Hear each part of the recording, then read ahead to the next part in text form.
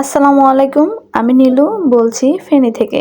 কাছে এবং দূরে যে যেখান থেকে আমার ভিডিওটি দেখছেন, আশা করছি আল্লাহর অশেষ রহমতে সবাই ভালো আছেন এবং সুস্থ আছেন। আমিও আলহামদুলিল্লাহ ভালো আছি। অনেকদিন পর আপনাদের মাঝে নতুন একটা ভিডিও নিয়ে হাজির হয়ে গেলাম। নিশ্চয় সবাই অপেক্ষা করছিলেন আপু কেন ভিডিও দিচ্ছে না। আসলে শরীরটাও ভালো নেই আর ভিডিও করতেও ইচ্ছে হয় না, সেই জন্য। তো এই যে দুপুরবেলা রান্নাবান্না করতে একদম ইচ্ছে হচ্ছিল না, তো হাজব্যান্ডকে বলেছি, তো বাইরে থেকে খাবার নিয়ে আসছে নবী হোটেল থেকে। তো এখানে বিফ বিরিয়ানি নিয়ে আসছে 3 প্যাকেট। এখন হচ্ছে আমরা খেয়ে নেব। একেবারে গরম গরম ছিল। আসলে শরীর যখন খারাপ থাকে তখন রান্নাবান্না করতে একদমই ইচ্ছে হয় না। তো তখন হচ্ছে বাইরে থেকে কিনে আনে খাওয়া ছাড়া আর কোনো উপায়ই থাকে না। আর মাশাআল্লাহ এই বিরিয়ানিগুলো অনেক বেশি মজা হয় খেতে আর কি। তো এখন হচ্ছে সবাই একসাথে বসে খাওয়া-দাওয়া করে নিচ্ছি। আজকে হচ্ছে আমি 2টা নাস্তা তৈরি করব, তো সেটা আপনাদের সাথে শেয়ার করতে যাচ্ছি। এখানে সবকিছু নিয়ে নিয়েছি একসাথে। এখন হচ্ছে 2টা নাস্তা তৈরি করে নেব। যেহেতু রমজান চলে আসতেছে, তো ভাবলাম কিছু নাস্তা ফ্রোজেন করে রেখে দিই। কারণ হচ্ছে রমজান মাসে আমার কোনো কাজ করতে ইচ্ছে হয় না। আমার শুধু নামাজ কালামা পড়তেই ভালো লাগে। তখন আর কাজ করতে একদমই মন চায় না। তো এখানে হচ্ছে আমি কিছু আলু সিদ্ধ করে ম্যাশ করে নিয়েছি। ম্যাশ করা আলুটাকে আমি 2 ভাগে ভাগ করে নিচ্ছি। এটা দিয়ে আমি 2টা নাস্তা তৈরি করব। তো একটা বাটিতে কিছু আলু নিয়ে নিলাম। এই নাস্তাগুলো আমার কাছে খুবই সহজ মনে হয়েছে। মানে অল্প উপকরণ দিয়ে হচ্ছে তৈরি করে নেওয়া যাবে। তো এখানে প্রথমে আমি পেঁয়াজ কুচি দিয়ে দিচ্ছি। তারপর হচ্ছে গ্রেট করা রাখা গাজর দিয়ে দিলাম, ধনিয়া পাতা দিয়ে দিলাম। এখন 1 চা চামচ পরিমাণ হচ্ছে আদা বাটা দিলাম, 1 চা চামচ পরিমাণ হচ্ছে রসুন বাটা দিয়ে দিলাম। তারপর এখানে স্বাদমতো চিলি ফ্লেক্স দিয়ে দিচ্ছি। এটাও 1 চা চামচের পরিমাণ দিয়ে দিলাম। তারপরে এখানে আবার 1 চামচ পরিমাণ হচ্ছে আমি লঙ্কা গুঁড়া দিয়ে দিলাম আর 1 চামচ পরিমাণ কালো গোলমরিচের গুঁড়া দিলাম। তারপর স্বাদমতো লবণ দিয়ে দিলাম। তারপর 2 চামচ পরিমাণ হচ্ছে আমি এখানে কর্নফ্লাওয়ার দিয়েছি। তারপরে একটা মিনি সস দিয়ে দিয়েছি।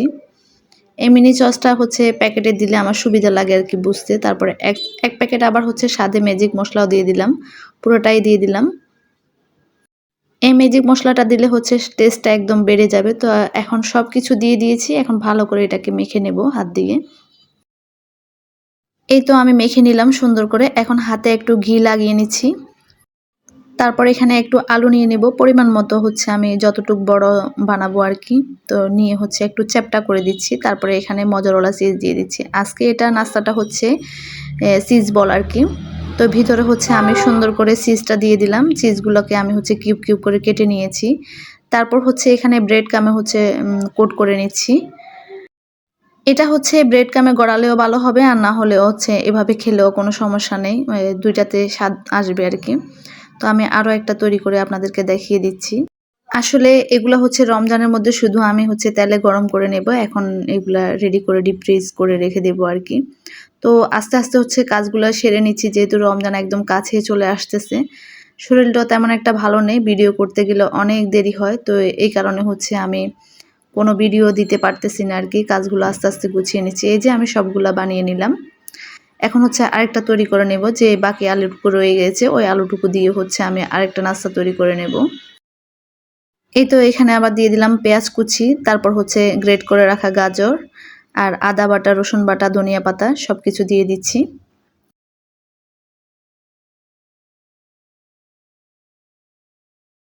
তারপরে এখানে হচ্ছে আমি গরম মশলা ইউজ করতেছি।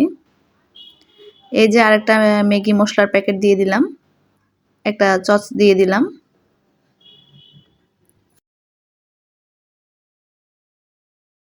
এক ফালি লেবুর রস দিয়ে দিলাম। তারপর দিয়ে দিচ্ছি চিলি ফ্লেক্স। এখন আবার দিয়ে দিলাম কর্নফ্লাওয়ার।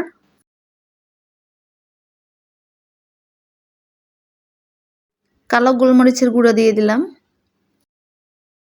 হচ্ছে লঙ্কা গুঁড়া দিয়ে দিলাম।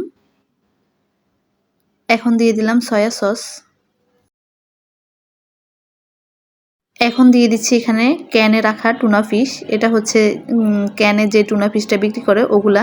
এগুলা হচ্ছে আপনারা যে কোনো বড় সুপার শপে গেলে পেয়ে যাবেন। আমি এগুলা স্বপ্ন থেকে নিয়েছিলাম মনে হয়।